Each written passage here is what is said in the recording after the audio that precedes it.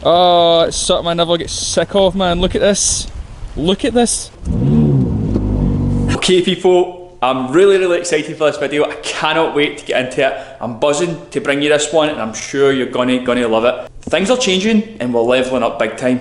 So today's video is a big video and it's all about how you can become a successful man and drastically change your life. If you've seen the thumbnail, you know it's going to be big.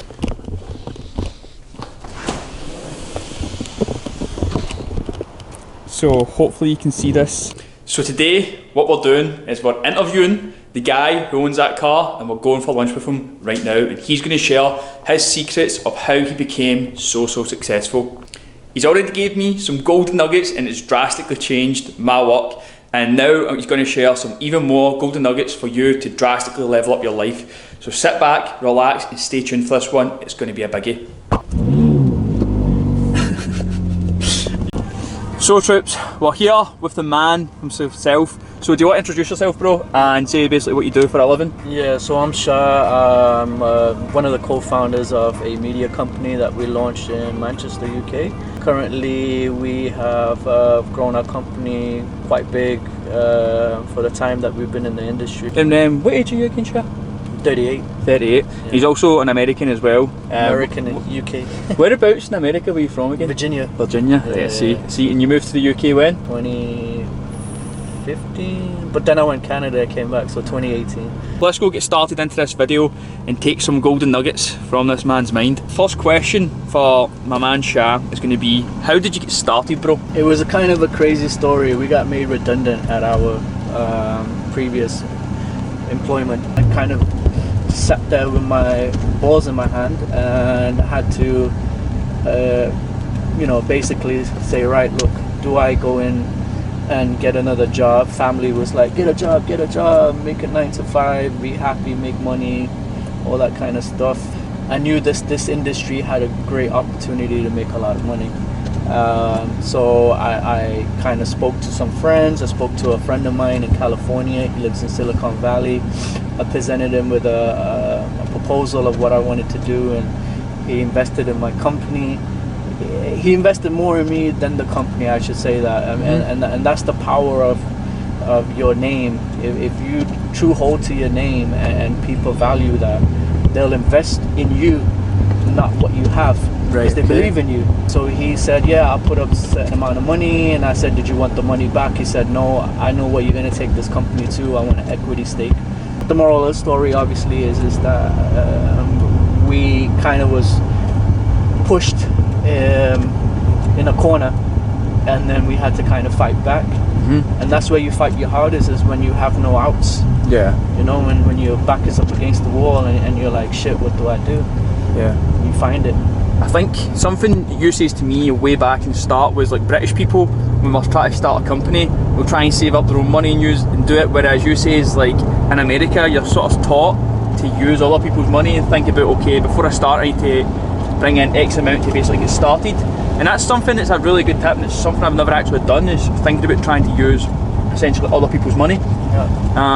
But is there anything you could maybe say, like, about that as well? Just yeah, I mean, look, in anything in life, if you are going to do something and you have a plan, you need somebody else, a bank or a friend or someone to kind of even just give you like guidance on it. But if you can get funding for it, you're going to be in a better predicament because you're not going to be as stressed out. Yeah. And that's the problem with this kind of in the UK market, is people try to do these things and they don't know how to. They don't know how to write up a business plan, do forecasting, P&L, and even when they do, they're kind of worried about, will that person believe in my product? You have to believe in your product, not that person. If you believe in something, then that person's gonna give you what you want. So right now we're just waiting on some food, so I've got a second question for Shah, and it's going to be, are you a big dreamer? Because I do believe in dreaming big. Am I a big dreamer? Of course, everybody should be. Dreaming big is what's going to like motivate you to get to where you want to get to, right? So being a big dreamer is absolute necessity. So we've just picked up the food, and it was busy AF in there, so we decided not to try and shoot a video in there because it was really loud. So we're taking the food back to the green rooms. Now the next question I've got for Shah is, do you believe in manifesting? my thoughts on that is not so much as being manifesting things into life. Being proactive, there's a difference. Being proactive and being saying, I wish £1 million was, you know, come in my lap or whatever, or I want to manifest this or etc. It's good because it's giving you positive thoughts. You're on the track, but you need to build up by being proactive, like manifesting something without taking an action to get there is useless. And next question with this, right now, this is more a question because this is something that I've personally sort of like suffered with. Did you have like any limiting beliefs when you first started? So like I feel personally I had a lot of kind of problems with self-belief, and I think it's maybe to do with the kind of background I came from, and like people around about me telling me, oh, do this, do that, you can't do these things. Did you have any limiting beliefs to start with? And if you did, how did you overcome them? Yeah, the fear of failure is the biggest hurdle in my life, I think. And starting out, that was the biggest thing is what if I fail? What if I don't do this well? What's going to happen? Will people scold me or look at me differently, etc. And but the way I overcame this is just you know, being very active in the business and making sure that we manage every element of the business accurately, and we were, you know, proactive again. That was the key thing. Yeah. As long as you're moving and you're doing things, there's no reason you should have any self-doubts, is what I'm trying to say. Did you ever work on your mindset or anything about becoming successful? Like, this is something I personally do, try to work on my mindset a bit, but is there anything you've maybe done with your mindset, or like any, don't know, sort of habits or anything like that you've kind of tried to? I read a lot of different books, but it was more business elemented. So I read the 80-20 rule. The 5 executions of discipline. So these kinds of different books, and they were suggested from my investor. But all of this goes into your personal life too. It is just not about that. And these books or these kind of guides are useful for when you're trying to hit big goals, or you've hit a big goal and you want to kind of you know, take it to the next level. 80-20 says that you can recoup 80% of the reward and only do 20% of the work, right? So like things like this you need to kind of just put in your daily life, and it helps you be more successful. Yeah, the 80-20 rule, I've not read the book, but it's something I try and apply myself. It's easier said than done though. It's easy to get took away with the small little things that basically deliver very little, and you should be focusing on the big things that deliver the most. And I think that's just maybe coming from a kind of smaller mindset as well, thinking that I need to do more to get more. What was the one with discipline as well? Because again, I think discipline's a big like quote unquote secret to success. So it's called 40x. 40x is just basically you have the 4 disciplines of execution. Is basically, it says in life you have these mini kind of goals, and those mini goals lead up to a bigger goal. But you should have a game plan of executing the smaller goals to get to the bigger goal. Yeah. Right? So if you want to make this company, for example, 5 million, 10 million, or whatever it is, how do we grow that? Well, then we need to take more territory on, we need to get more salespeople on, we need to have more numbers, and etc. and so forth. So all of this is implemented through the smaller goals to get to that bigger goal.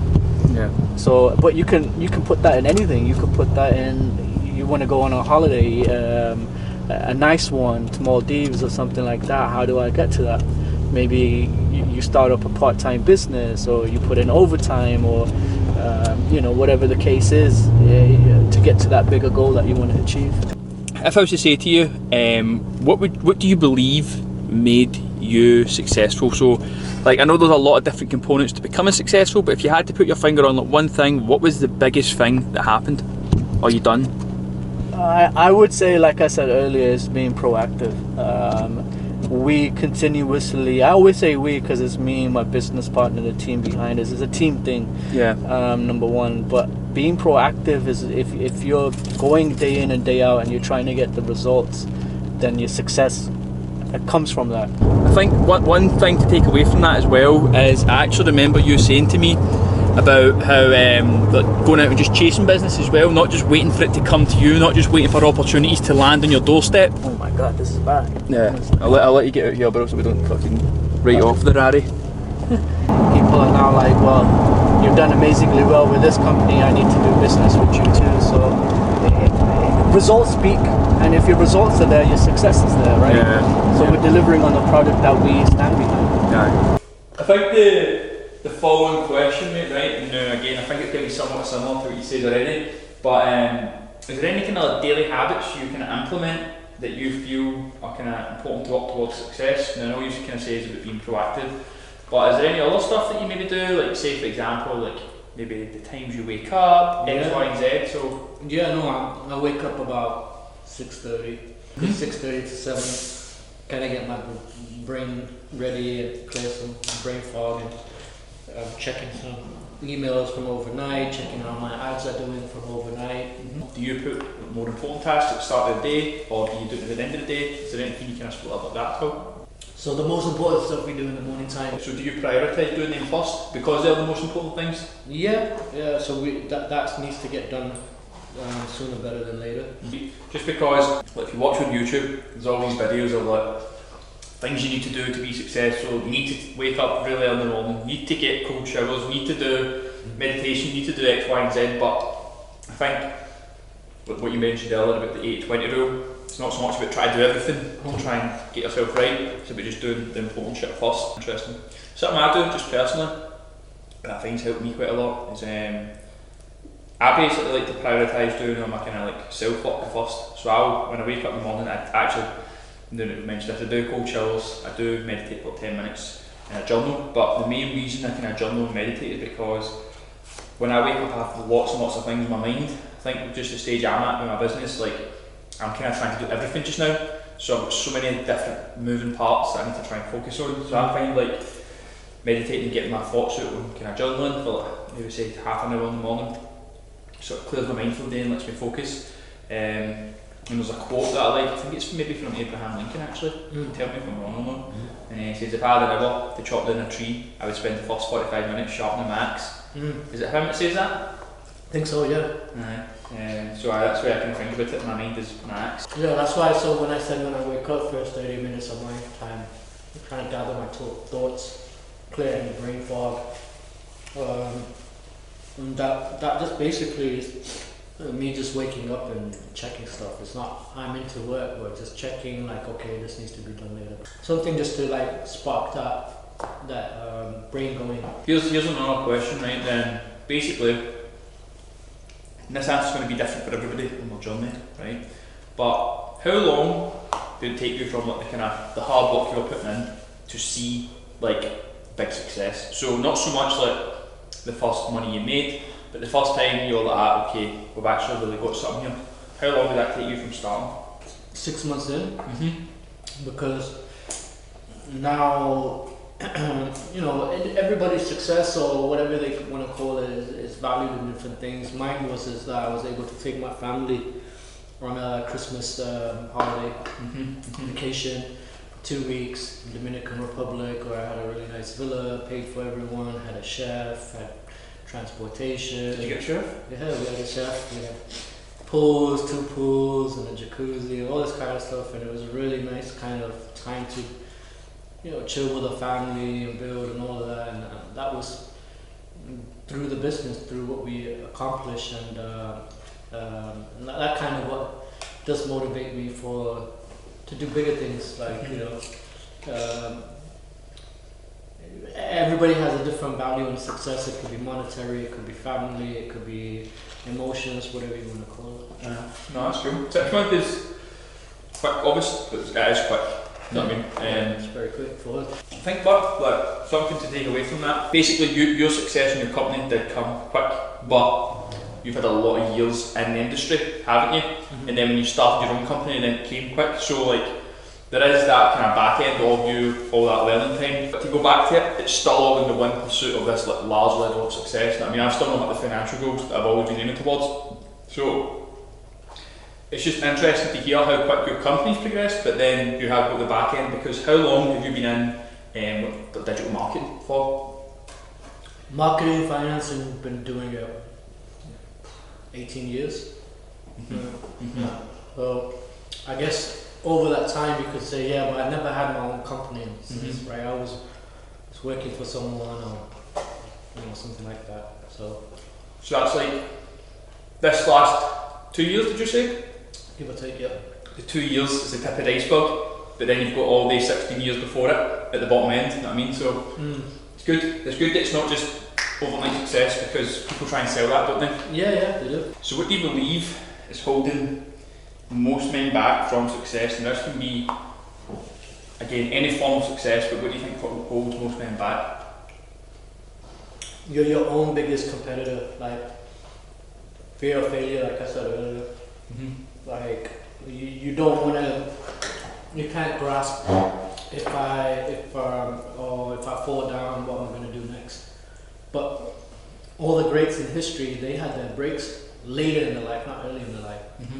Let's forget like the social media influencers like HS, TikTok, or whoever. Like these guys are going around and they're getting commissions off of forex trading and this and that, and like, taking people down a really bad path. That's not a long-term kind of success, right? And so people that are trying to do it organically and have good intention in their heart, and they're like, shit, I gave it my all and I still fail. Well, look, you know what? Samuel L. Jackson didn't become an actor till he was 50-something years old. Is that what age he was? Yeah, in that Eddie Murphy movie. Oprah didn't get her big break until she was like 40-something. She's a billionaire. Morgan Freeman, same thing. So, you have to fall on your ass a few times, but it's the stronger man is the one that gets back up. And think, so you something I think it's important for a lot of men as well. I feel as if men need to go through hardship to become great men. Andrew Tate, I think not a lot of people like him, but one of the things that him and his brother, I remember a story, they said that they, Tristan and Andrew Tate, they lived in Dunstable, Luton, where I'm from coincidentally too. I lived there a little bit. So they, on their 20th birthdays or whatnot, Tristan's birthday, he would go outside and gather, like he would literally gather chicken from KFC from people that left buckets of food, and they would gather up all this chicken and stuff, and then they would take it home and then they would eat it, and then they would freeze the rest of it because they had a really, really hard year, and then they would eat chicken and rice, and that would get them through because they were fighting at that time with a good gym in Luton. So, but the moral of that fucking story is that they say, oh man, if this doesn't work out, what we're going to do, or oh, it's not working out, or we don't have money, we won't be able to fight. No, they made it work. And they sustained that hardship to get to the levels that they are now. No matter what people are saying about them, though, that journey of their rise came from humble beginnings. And they had that kind of mentality of fuck failure or loss, fuck failure or failure. Like we gotta overcome this. Do you know, think back as well, a lot of people, like so Kanye West, I don't know, one of these songs that you've got to crawl before you ball. A lot of people don't want to crawl, they want to be fucking flashing their shit, mate, you know what I mean? I already know the answer, what you're going to say here, but what's the secret to success? Being proactive. That's it. I think that's perfect, but being proactive. Like, you reached out, said, hey, can we do this today? And you reached out yesterday. And we made it work. Time obviously was an issue for both of us. But being proactive and being on top of what you want to do is going to get you those results at the end of the day. Some people will just be like, ah, fuck it, I don't want to do it today. I'm just going to leave it. I don't want to take this action. I don't want to invest this $1,000. You know, unfortunately, you're a sheep. You're with the herd. You're not going to differentiate yourself. I think the worst thing you could say is no, but like, see, well, so you just kind of gone out and asking. If you don't ask, you don't get sometimes. You know what I mean, like very rarely the opportunities just land on your fucking lap. You know what I mean? I think we said this quote earlier. The art of doing good business is being a good middleman. So networking is key. It's always the strongest part. When I was in London doing high-end real estate properties and stuff, I was making a name for myself, way more like, you're good at networking, but I was like just hunting down people. I remember talking about, you know, older generations, aristocrats in Kensington, Chelsea, and all these big massive houses of 20, 25 million. Anyway, I still have the message on my LinkedIn page. My name got around, and Channel 4 were doing a show, and it was called Broker Boys, and it was a story of 4 successful brokers in London. One was doing like diamond sales, jewelry, one was doing like aircraft, and one was doing yacht, and one was doing high-end properties. And so they wanted to film like the day life of how you go approach customers, and how do you get them, and what do you do, and what kind of real estate you have. But that was, yeah, so the moral of the story about that was that whole approach that Channel 4 like kind of reached out to me was just because through the networking phases of this whole business I was trying to grow then too. Anything I do, I give it 110%. If you leave anything out, you're not going to be successful. Like networking is key. Like you have to be good at talking to people if you want to do something as a business. Big believer in that then? Yeah, huge believer in that. That's one of the main reasons, mate, that I love staying here. Like, see, like just even getting these conversations with you, mate. As I said, I think I've said this already in the video, but I've took value away in these conversations. You know what I mean? Like, you say stuff to me from ads, and I implemented it straight away. You know what I mean? I've been trying to just chase it up. It's just not networking with like regular high successful people. We network with anybody. My biggest idol, and I wrote him a letter. You know, you can have it. My biggest idol, and I wrote him a letter and he replied back, was Warren Buffett back in the day. Did you? Yeah, Warren Buffett. And one of Warren Buffett's books that he wrote in a biography, somebody wrote about him. He went into, I think at the time he was either buying American Express or Gillette. I think it was Amex. So he went into the building, and before he went up to the boardroom to talk to the people about all of this and that, he went and he looked for the janitor. And he talked to the janitor. He said, "Oh, how's it cleaning this building?" He's like, "Oh, is it difficult?" And I was like, "No, it's good. I just my work, so I do it." He goes, "Oh, okay. How are the people? Are they good? How's the secretary?" "Oh, the people are terrific. They're really nice." So how's like the CEO? Is he intimidating or whatnot? Or like, does he treat you bad? He's like, "No, he treats me really well. Takes care of everybody in the company, and they always looking after us like a family environment and blah blah blah." And he was like, "Okay, yeah, that's cool." And they talked a little bit, and then after that he left, and that's what persuaded him to invest in. So, like obviously you've got investments like fucking cryptocurrency, stock, whatever it may be. Right? But I think one of the kind of best things to invest in is yourself. So whether that be investing into maybe say some advertising for your business, that is still a way of investing in yourself. Investing in learning a new skill, and maybe it is you're maybe starting to try your own side hustle. Maybe it's whatever it may be. Investing in learning that skill to better yourself. You know what I'm saying? Because with them you're going to yield a kind of big return back on it. Yeah. Obviously me being the fitness coach as well, like I say to people to invest in their health, because that is going to transpire into all different aspects of your life as well, you know what I mean? But that's crazy. Like, a lot of people are willing to buy shit like fucking the Gucci tops, maybe it's a fancy car, whatever it may be, but they're not willing to put that same sort of money into like acquiring skills and shit, you know what I mean? Yeah. You're investing from a person that specifically kind of conquered that market and said, right, I can get you to these levels. And unfortunately in this world nothing's given free. The stuff I did wasn't me buying into a or how should I say it, wasn't me like kind of sitting on my ass and not knowing what way to do it. It was like pre-planned, everything was done and executed. And that's what got us to this level. Like I could put 5-6 guys in this room right now and tell them the same concept. Like, you're gonna own a marketing business. I want you to drum up and draw up how you're gonna get business and how you're gonna get to us in 6 months. How you're gonna get to this level.